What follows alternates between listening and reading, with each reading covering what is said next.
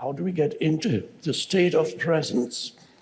First of all, step one, so to speak, almost inevitably, when you choose to be present, and it is a choice, but not everybody is capable of that choice. If there's a sufficient degree of awareness in you, you are capable of taking your attention into the present moment. And the first thing then that is you notice is you become more aware of sense perceptions of the world around you that you absorb through your sensory perceptions. You will also notice a heightened degree of alertness, because that's why it's called awakening. It's another part of the awakening. A heightened degree of alertness. But not an alertness where there's any tension. There's no tension. It's not an alertness that goes like... No, there's no tension in it. It is a relaxed alertness that's part of presence. So you decide to come into the present moment. You decide to step out of the problem-making mind, because you have recognized that a lot of your mind activity is completely unnecessary and even harmful. Not all. For some things, the mind is a great tool.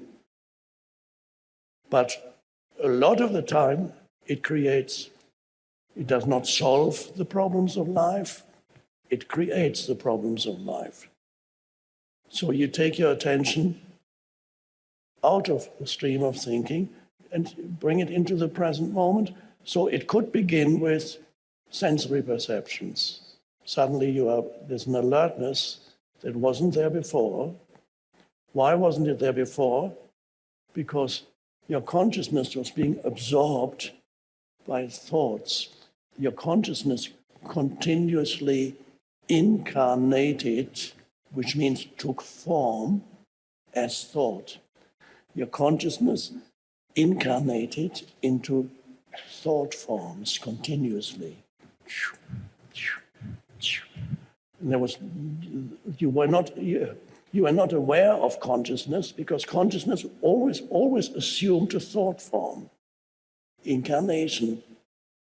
You see why Buddhists want to become free of the wheel of continuous incarnations, but many of them don't realize this is the moment when you can become free of incarnation, because the most foundational, the most basic incarnation is the incarnation into thoughts, the primordial forms, thought form, and the emotions that go with thoughts. And here goes another incarnation, and another. So you come to the end of consciousness. You're able to take consciousness out of that and then become aware. Well, before we go there, you become aware of sense perceptions. Alertness, right? This alertness is consciousness itself, without having incarnated. And then you observe. If you find it difficult to immediately become aware of sense perceptions, because the mind is still trying to get in there, another helpful entry point into present moment, that has been used for thousands of years, is quite simply your breath, your breathing. Simply become aware that you're breathing right now, even without wanting to do any particular type of breathing. Become aware that your body is breathing. Become aware means you can sense that the breathing is happening. That is perhaps the most immediate entry point into the present moment. Awareness of your breath. Already recommended by the Buddha, might even be older than the Buddha. as a meditation method, but not just as a formal meditation method, as a simple entry point into presence. Become aware that you are breathing. Now, being aware could be misunderstood. A person might think, become aware of your breathing looks like, oh yes, I'm breathing. What's next? That's not awareness. Awareness of your breathing is to be able to, with your attention, follow the breath as it enters the body and as it leaves the body. So your attention moves with the breath.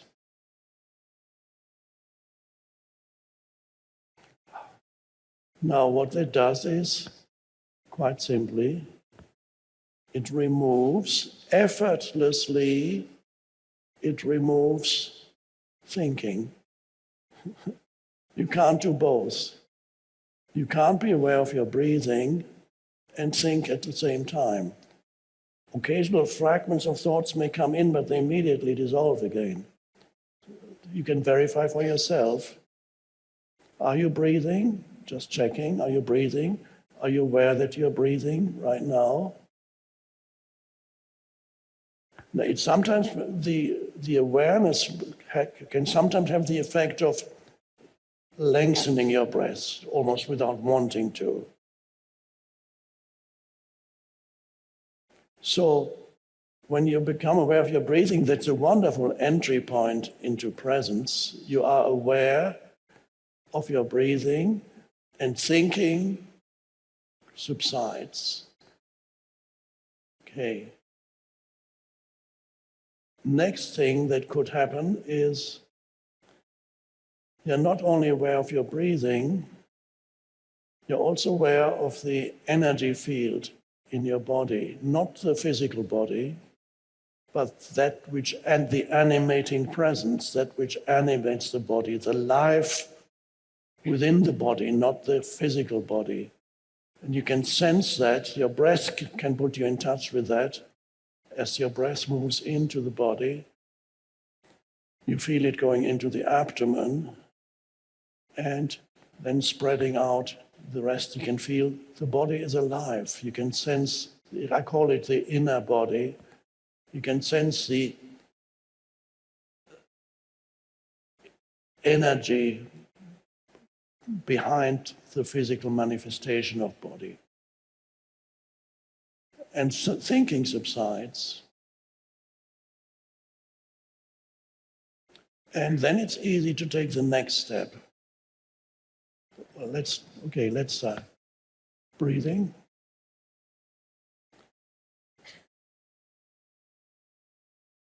Beginning to feel, to some extent, there's an energy field behind the physical body, within the physical body. Sense perceptions. Now you're able to look around and to listen and to hear. Let's just talk about the two predominant sense perceptions, seeing and hearing. And you're able to, and this is an important part of it, you're able to perceive without labeling, without interpretation. This room, flower, man sitting on a chair, and you just see it, but you don't interpret it, you don't label it in any way. You just allow it, again, allowing it just to be as it is. What is there to interpret? You can perceive it without thought, just through awareness, instead of through the veil of thinking. Perceiving through awareness rather than always perceiving through the veil of thinking. Sometimes thinking is helpful and you need it, but a lot of the time it's a prison. It imprisons you. So you become free by discovering your ability to perceive without needing to interpret what you're perceiving. And you know what you're perceiving, but this knowing is not conceptual anymore.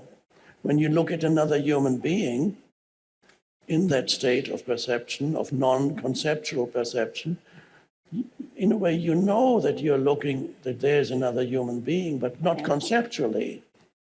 So you discover a deeper way of knowing that humans have in the past, perhaps they had it a bit more than they have now.